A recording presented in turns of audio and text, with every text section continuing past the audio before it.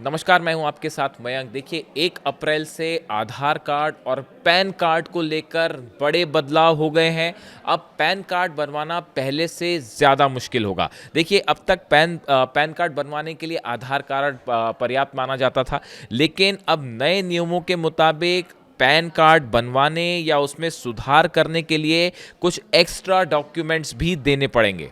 और नए रूल से पैन प्रोसेस पहले से ज़्यादा सख्त हो जाएगा, लेकिन सेफ भी हो जाएगा। हम आपको बताते हैं कौन कौन से डॉक्यूमेंट्स हैं जो देने पड़ेंगे।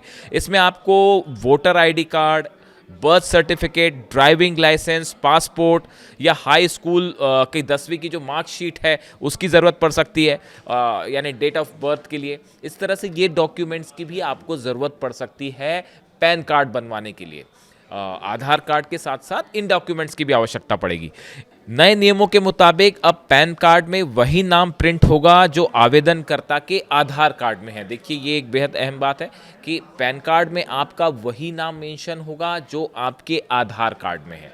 अगर आपके आधार कार्ड में कुछ नाम गलत है तो आपको उसे फ़ौरन ठीक करवाना होगा। इसलिए अगर आपके आधार कार्ड में किसी भी तरह की स्पेलिंग मिस्टेक है, आपके नाम में या सरनेम में अगर कोई मिस्टेक है, तो आप उसको फ़ौरन ठीक करवाइए। उसके बाद ही आप पैन कार्ड के लिए अप्लाई करें। इसके अलावा पैन कार्ड बनवाने के लिए मौजूदा समय में जो फॉर्म इस्तेमाल हो रहे हैं वो भी अब इस्तेमाल नहीं हो पाएंगे। यानी 1 अप्रैल के बाद से जो फॉर्म अभी तक आप भर रहे थे पैन कार्ड के लिए, अब उसमें भी बदलाव हो गए।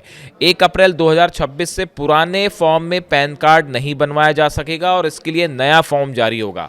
यहाँ तक कि पैन कार्ड को अपडेट करने के लिए भी नया फॉर्म भरा जाएगा।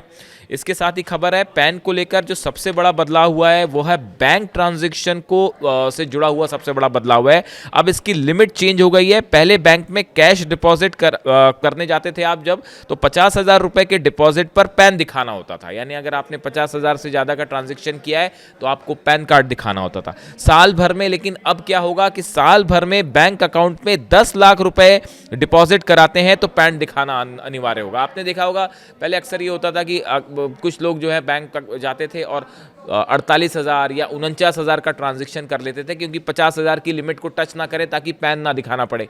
लेकिन इसी वजह से अब सरकार ने जो है वो इसमें बदलाव किए हैं। अब साल भर में बैंक अकाउंट में 10 लाख रुपए डिपॉजिट कराते हैं तो उसके लिए पैन अनिवार्य कर दिया गया है। ये बड़ा बदलाव होगा। अगर आप कोई प्रॉपर्टी खरीदते हैं, उसका रजिस्ट्रेशन कराते हैं, तो रजिस्ट्रेशन वैल्यू या सर्किट रेट 10 लाख रुपए होने पर आपको पैन कार्ड देना पड़ता है। अभी जो इसका नियम है, जिसे अब बढ़ाकर 20 लाख रुपए कर दिया गया है, और ये नियम भी 1 अप्रैल से लागू हो गया। यानी आप देखिए, पहले जब आप प्रॉपर्टी खरीदते थे, सर्किल रेट 10 लाख रुपए होने पर आपको पैन कार्ड देना पड़ता था, जिसे बढ़ाकर आप 20 लाख रुपए कर दी गई है ये लिमिट। यानी पैन कार्ड से जुड़े कई अहम बदलाव जो कि आपको देखने मिल रहे हैं। अब 1 अप्रैल से ये लागू हो गए हैं।